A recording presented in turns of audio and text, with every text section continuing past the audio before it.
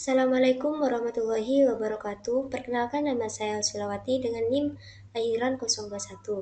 Tujuan saya membuat video ini adalah untuk memenuhi tugas administrasi jaringan komputer, yaitu DHCP dan DNS. Langsung saja kita membuat topologinya terlebih dahulu.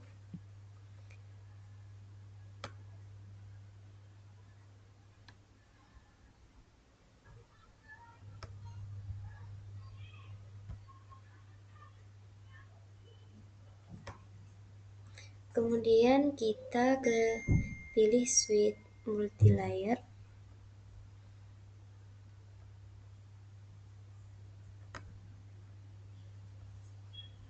Kemudian kita menggunakan switch satu lagi untuk menghubungi. Kemudian PC,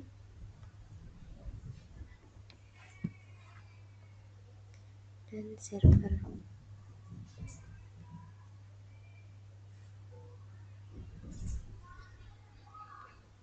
Kemudian kita sambungkan.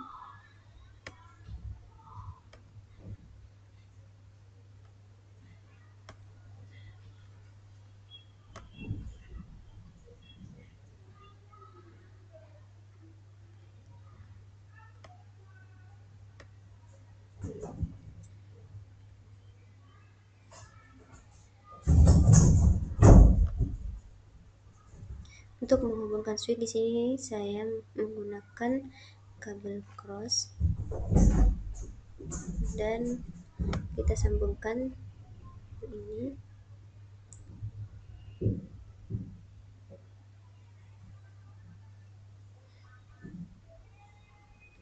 Nah, di sini saya ke soal terlebih dahulu.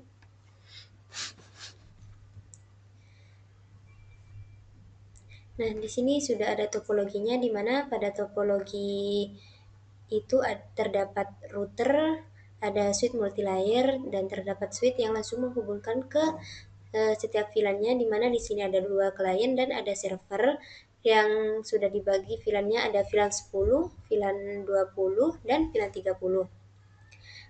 Di mana di sini skenario masalahnya yaitu yang pertama VLAN 10 tidak mendapatkan IP address, VLAN 20 tidak mendapatkan IP tetapi tidak bisa resolve. Kemudian resolve DNS tidak berfungsi, dan setelah DHCP restart beberapa kali klien kehilangan koneksi dan terjadi konflik IP di VLAN 20. Langsung saja ke soal DHCP.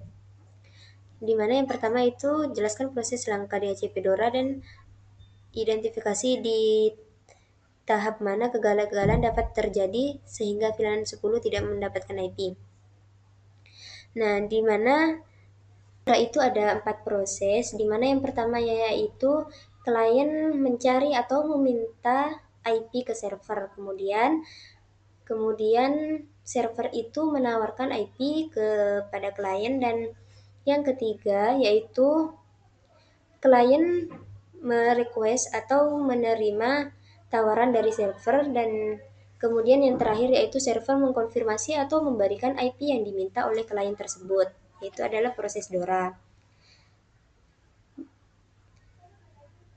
Nah, di sini VLAN 10 tidak mendapatkan IP itu kemungkinan karena tahap broadcast-nya itu tidak mencapai server karena tidak ada DHCP relay untuk mencapainya. Dan kemungkinan respon dari server itu gagal. Nah, kemungkinan 4 langkah dari DORA tersebut adalah salah satu tidak tercapainya sehingga VLAN 10 ini tidak mendapatkan IP. Kemudian yaitu DHCP server berada di VLAN 30,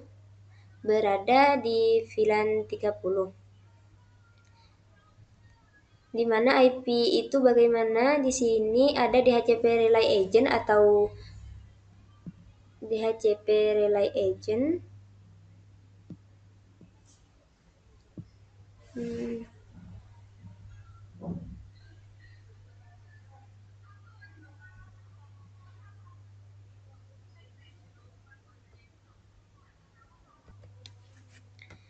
Jadi ketika VLAN 10 dan VLAN itu mendapatkan IP, server itu harus bisa menghubungkan klien-klien dari 10 dan 20 ke server di mana VLAN 30 itu merupakan IP helper. Jadi nantinya di server itu memiliki IP sendiri.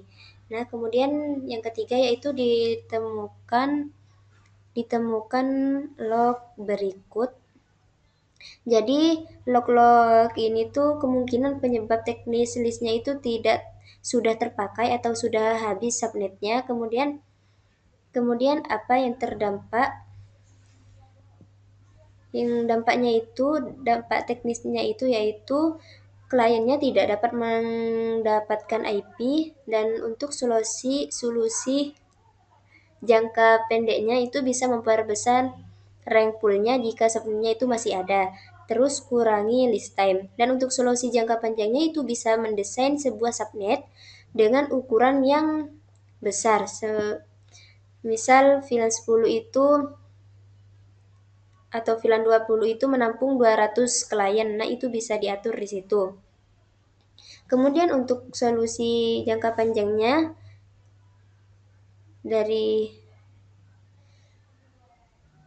kemudian yaitu yang keempat, terjadi konflik IP pada VLAN 10 meskipun menggunakan DHCP. Nah, konflik ini kemungkinan karena sudah menggunakan DHCP di server. Nah, kemungkinan di salah satu klien ini VLAN 10 atau 20 ini masih menggunakan statis, maka pas menggunakan DHCP itu bentrok, tidak bisa.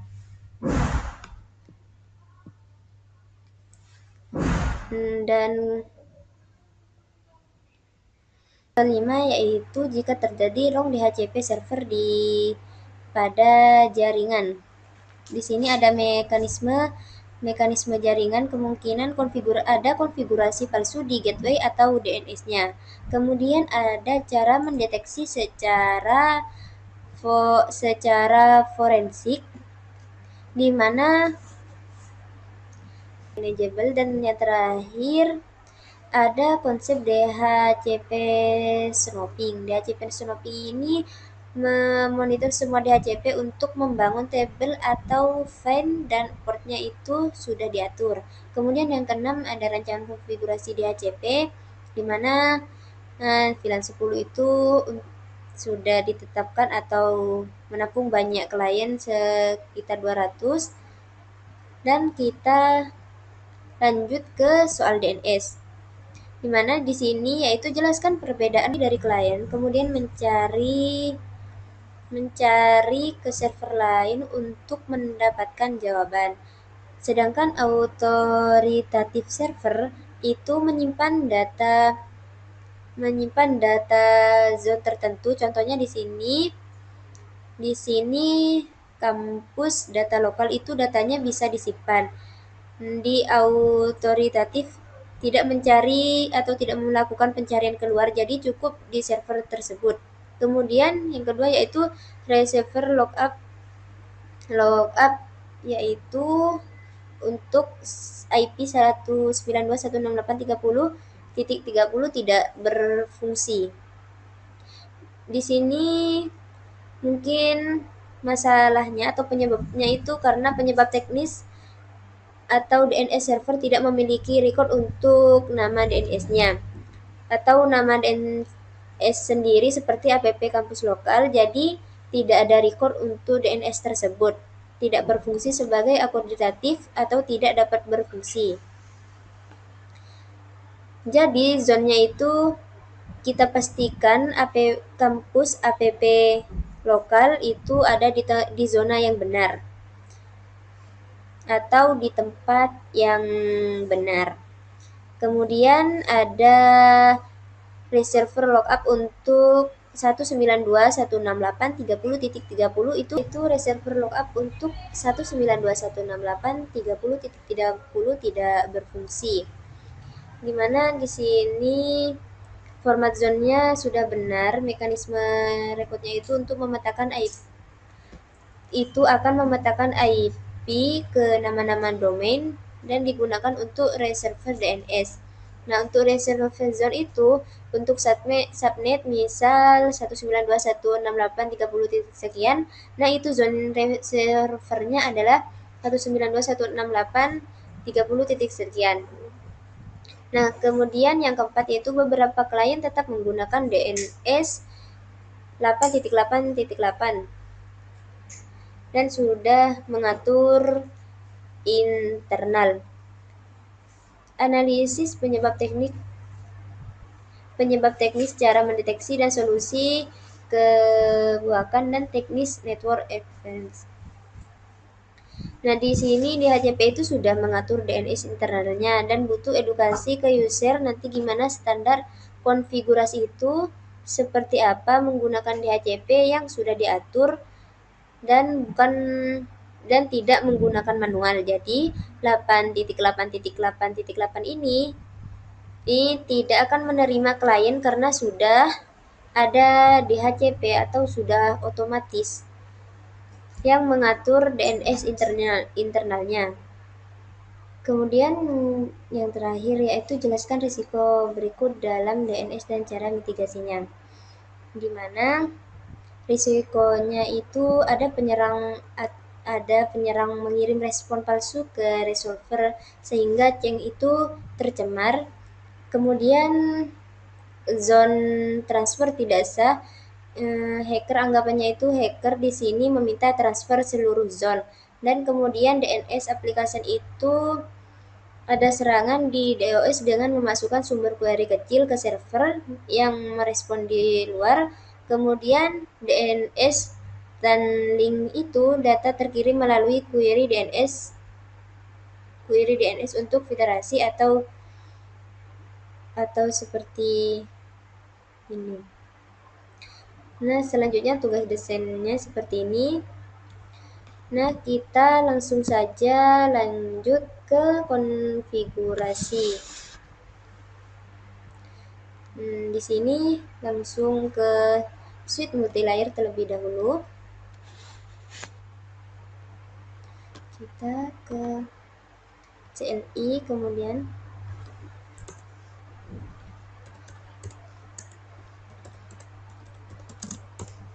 konfigurasi terminal VLAN 10.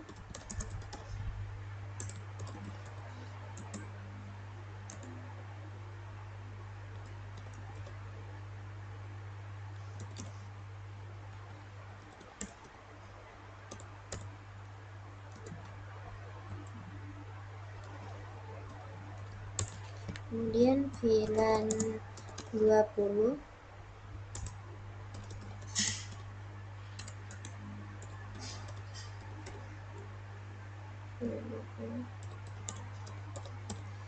Kemudian kita X. Kemudian VLAN 30. Kita enter name VLAN 30 server.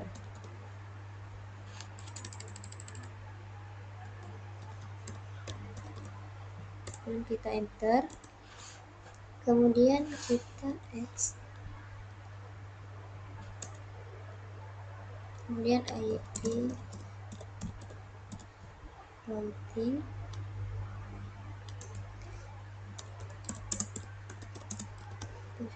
selanjutnya yaitu pengisian IP gateway-nya.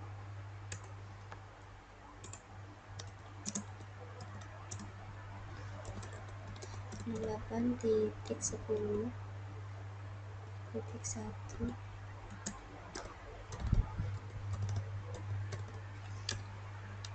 Kemudian kita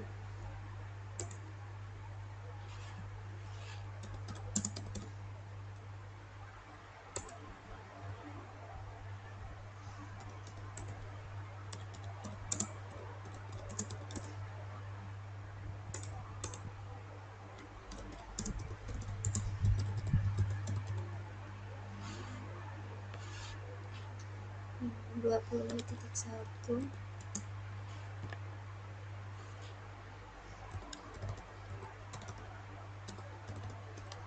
Kemudian kita enter,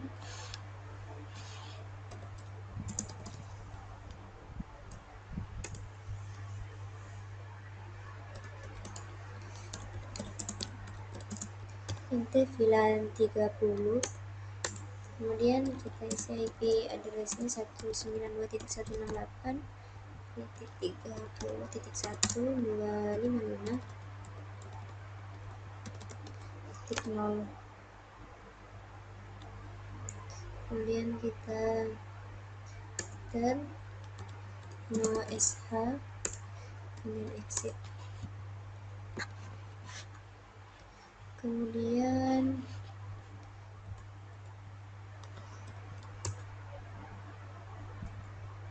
coba kita show IP.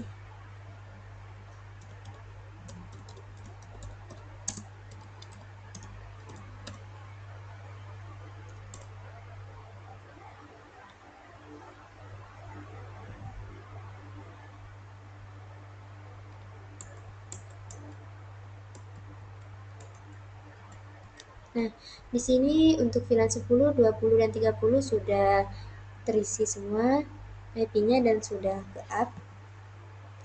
Kemudian kita konfigurasi lagi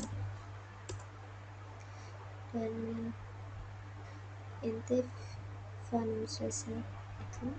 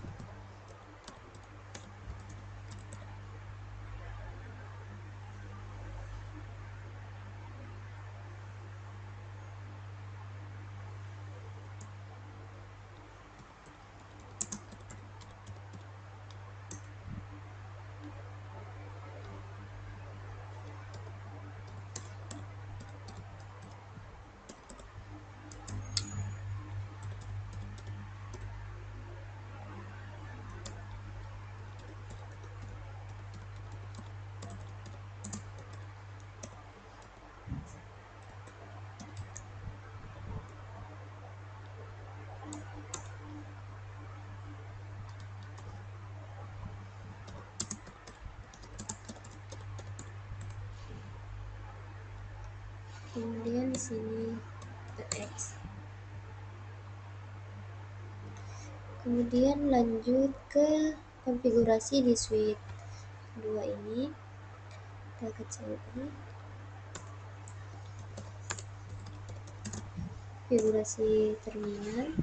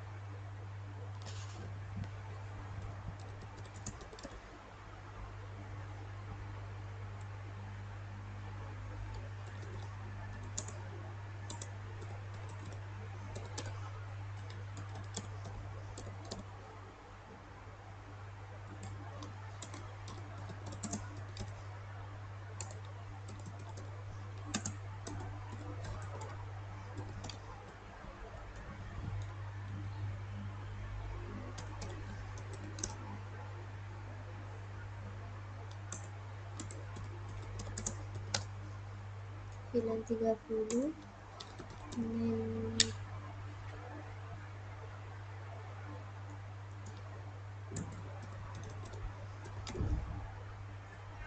server,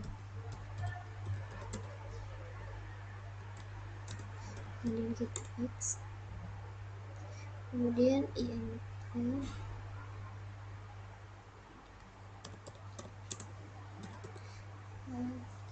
3C1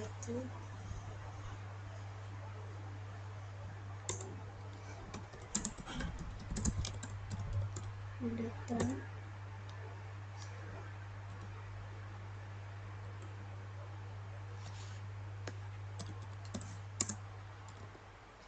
bisa satu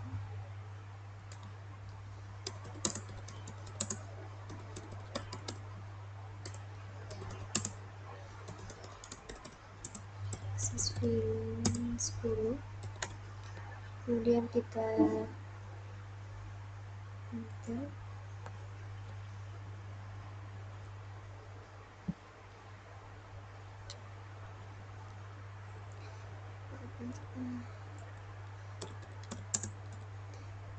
F1 info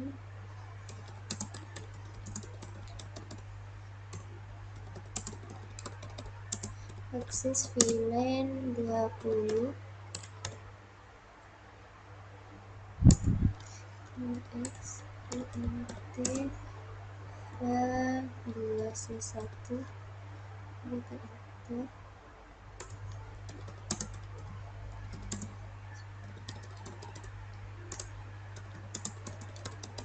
akses VLAN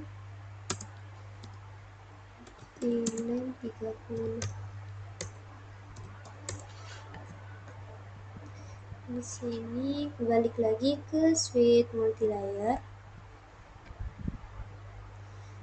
Sini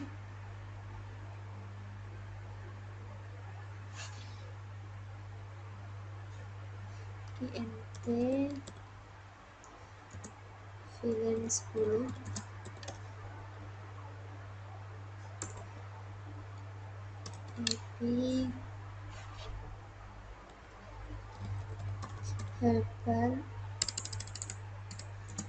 IP helper address 192.168.30.10.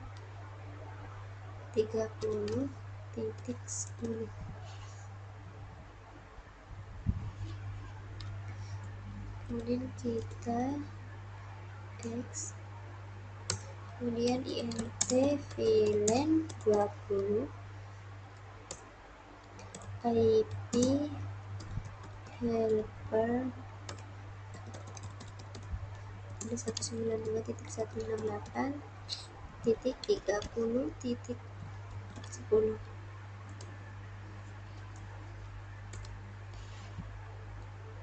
Nah, kemudian kita isi IP di server terlebih dahulu. Nah, untuk IP di server itu kita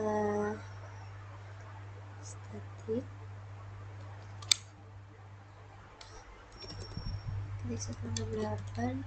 ketik 168.30 karena pilihan 30 titik 10.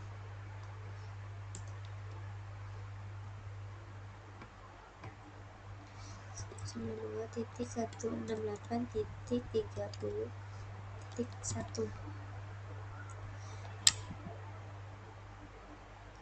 di sini titik 1.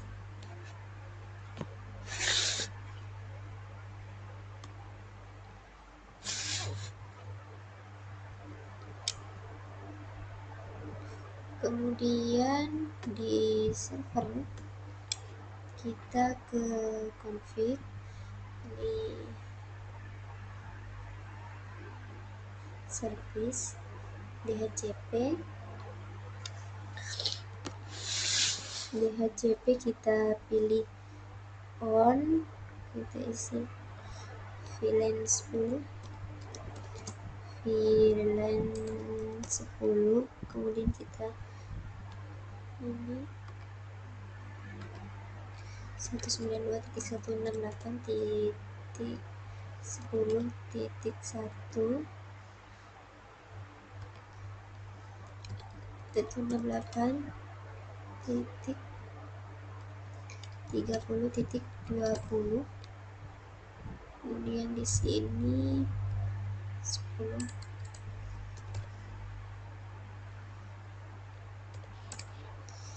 kemudian 10,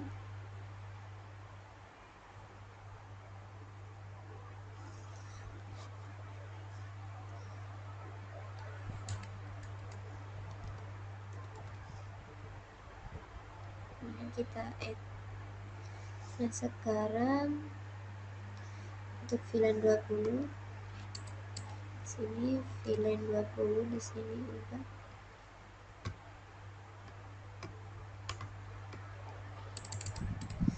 20.1.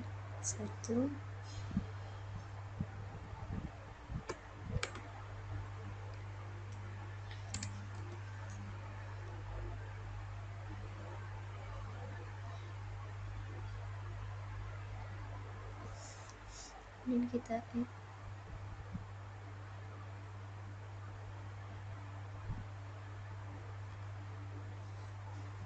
Sudah.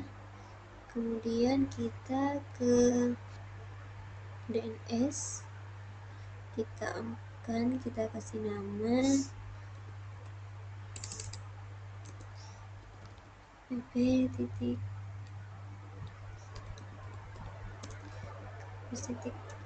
lokal. Untuk IP-nya 192.168.30.20. Kemudian kita add. Kemudian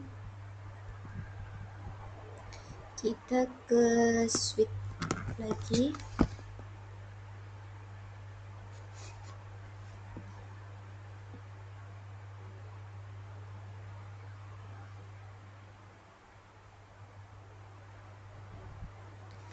Kita coba kirim pesan ke si IP terlebih dahulu. Maka IP-nya yang sudah DHCP.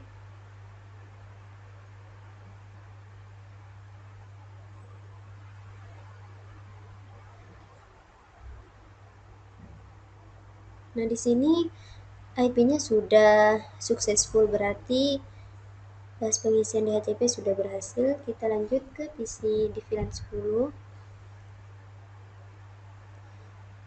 Kita ke DHCP. Dan di sini juga VLAN 10-nya juga sudah berhasil.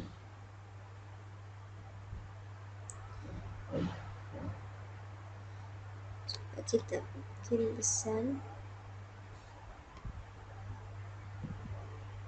Successful. Kemudian dari sini ke sini. Kemudian sudah successful.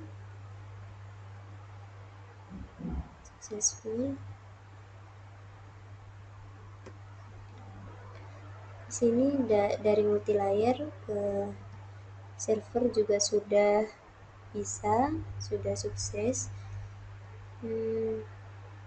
Coba kita ke ini.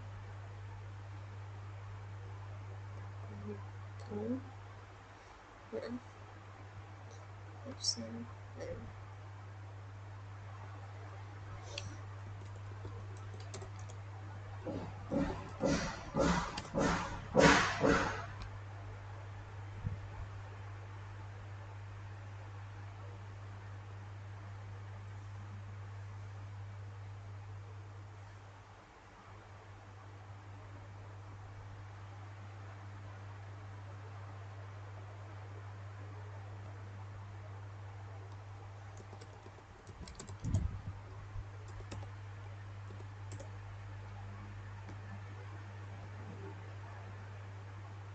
Nah, karena belum bisa, kita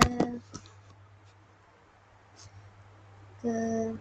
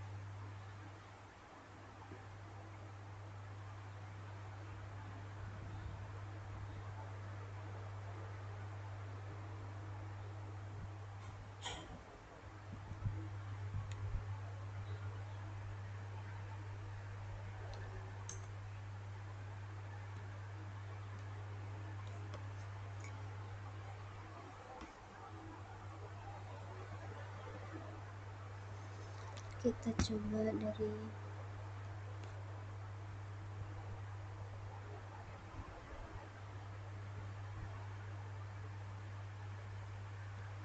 coba.